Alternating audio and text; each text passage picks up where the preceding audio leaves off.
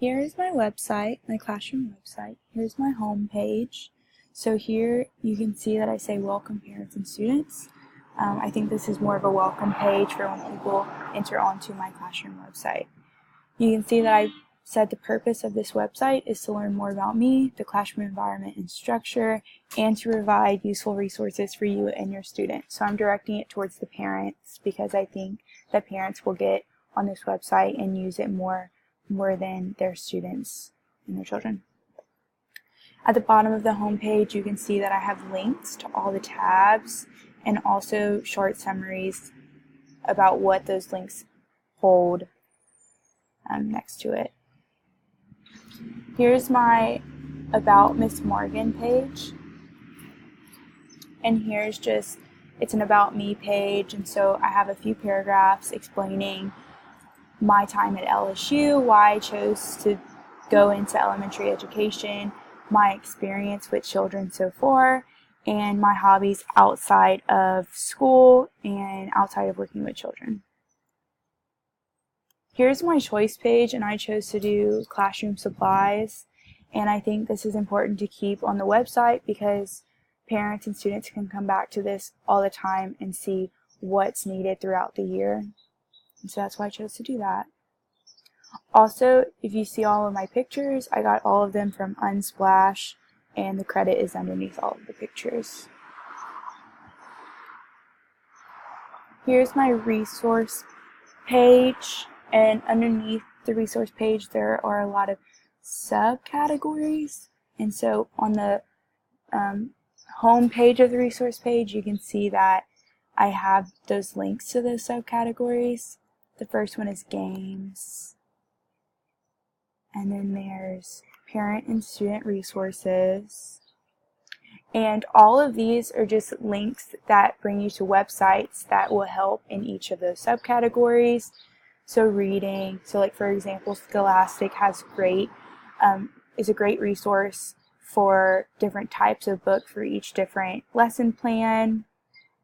There's science, so NASA and National Geographic Kids, and this just allows students to go on these websites and learn more about science or geography or space. There's teacher resources, so these are websites directed towards teachers that I think would be beneficial for teachers to look at. So they have different lesson plans, activities, tips, and books and videos that you can incorporate in your classrooms for your children. Here's my tech project page, so same thing, there's some subcategories. The home page of my tech page, I did my Google slideshow on types of transportation you can find all over the world, so you can see that here. I took all of my photos again from Unsplash. Here is the Google slideshow that I did in class where we were assigned a partner, and my partner was Sarah, and we got assigned the topic colors around LSU. So we went and took pictures of different colors that we found around LSU. So here's the yellow LSU sign, brown squirrel, and it keeps going. This is kind of directed towards special education. It's a simple topic, and it's a visual representation of all the different colors that we can see around us. So it would be towards special education. Here's my digital story subcategory, and here I did my digital story on the journey of Jesus Christ through Israel. All the pictures are from my own doing. I took them during my trip. And the music is from a website called Ben Sound, and it's called Tomorrow is the song. Here's mobile app. We didn't do mobile app. Here's my PLN and PLE page. So here you can see personal learning network and personal learning environment and the definitions for each of those and how they differ. Here are different types of PLEs and the definitions, and here's some examples of them. And next to each one, so my blog, I have a reflection on Miss Cassidy's Classroom blog, and you can click on this and it will bring you to what I wrote about Miss Cassidy's Classroom blog. Same thing for curation tool and reflection on the website Digo, which is an account that we made. Same with microblogs and a reflection on the microblog Twitter, which is the account that we made for this class.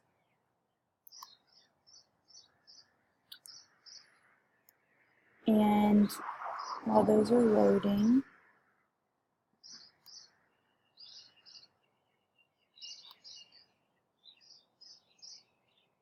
first thing you see when opening it up is a group picture of her class jumping, so it's super kid friendly, very sweet.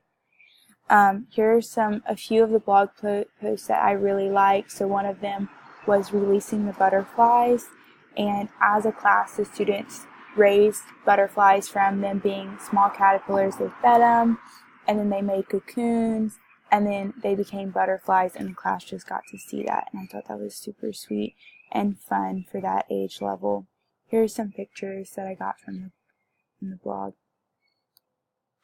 Here's my reflection on the website Digo, I don't really know how to pronounce it.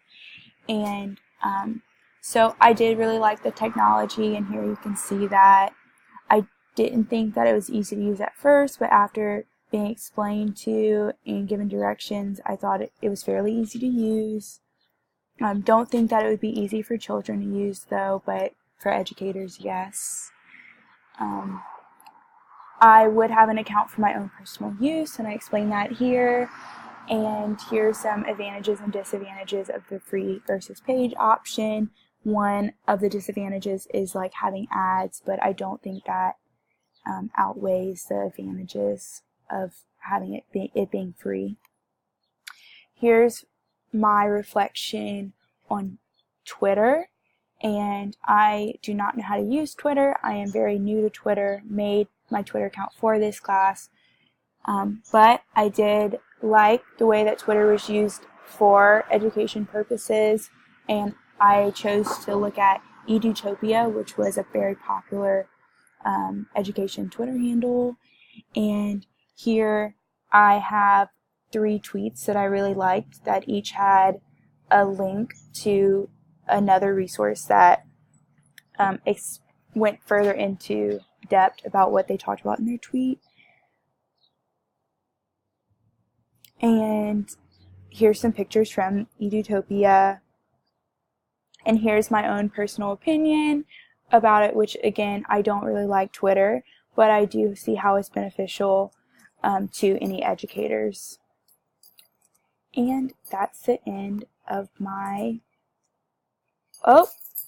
just kidding, I have website evaluation. So I chose to do ABC, which actually I use for my students that I work with at a local school in Baton Rouge. And I think it's great for grades pre-K through 5th. It has a range of instructional videos to lesson plans. There's games for the students that are really fun and involved and interactive, but most importantly, educational. It's very easy to use for all grades.